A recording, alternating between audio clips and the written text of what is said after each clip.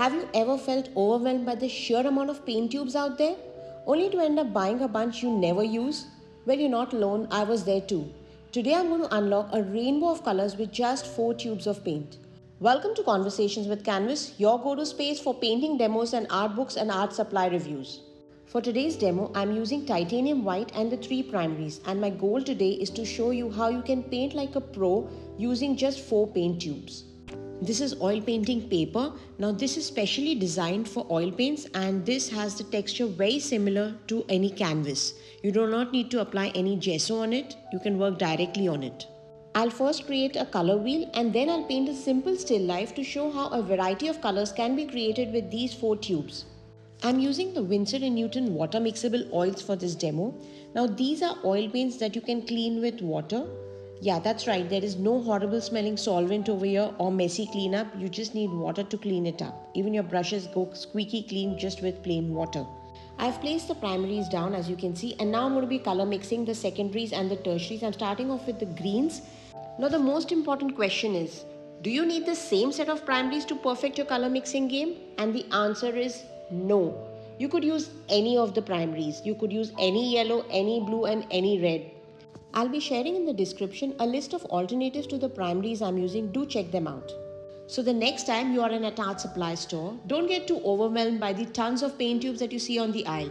Just pick up a few primaries and make some color wheels, and you'll be surprised at how with just a few paint tubes you can mix any color like a pro. I'm done with mixing the cool greens, and now I'm moving on to mix some warm oranges using the magenta and the yellow.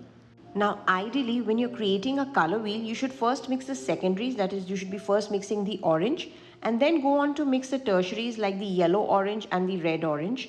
But somehow I just prefer going from one color to the next in a order. So that's how I do it, but you could definitely go ahead, first create the secondary color, that is the orange, and then go on to create the yellow orange and the red orange. I feel the color wheel is like a treasure map for artists. As you can see, with just these 3 primary colors, we have created 12 colors.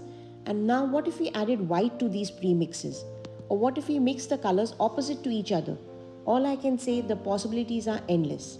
Also, you can see by mixing all the colors, I have created a neutral which will help me darken my mixes.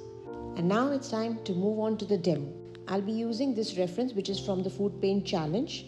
And my goal over here is to work with a limited palette. I've done few more demos using a very limited palette. I'll share the link in the description.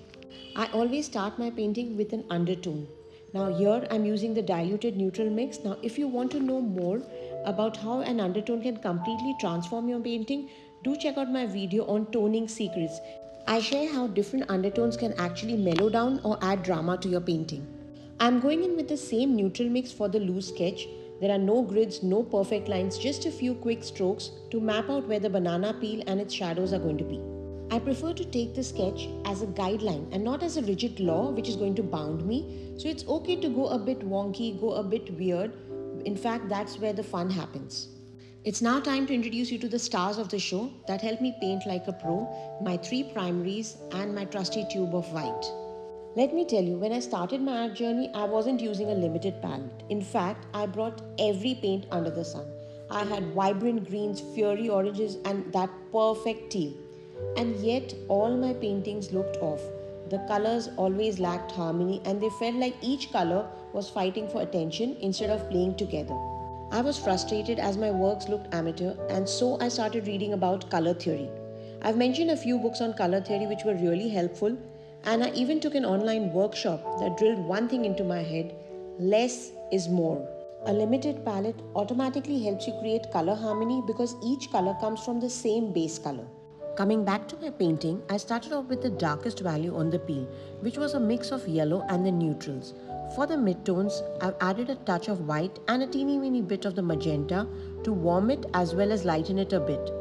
As for the lit areas, I'm mixing the yellow with the white to keep it vibrant and saturated.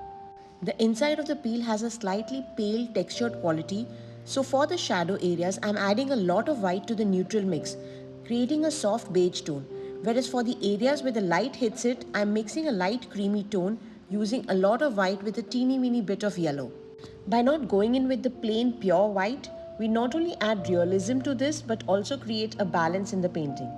I'm now focusing on the backdrop, and here my aim is to create a striking contrast between the banana peel and the background. You can create contrast by using value variation, that is light against dark or dark against light, or you could use a complementary color scheme or bring about a temperature variation, that is warms against the cools.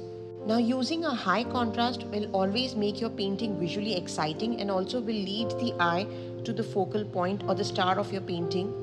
In my case, it's the banana peel. Now, I need to add something very important over here. You don't always need to work with a limited palette. You could add a warmer red, a cooler blue if you want. But when you're starting out or you want to learn about color, a limited palette is a game changer. Till the color blocking stage, I'm all about playing. But once I come towards the end of the painting, it's now time to don the critic hat. I step back, I check the values, I check the temperature variation, I start analyzing each and everything. Do the shadows need to be darkened? Do the highlights need to be lightened further? Also, what are the details that I need to add?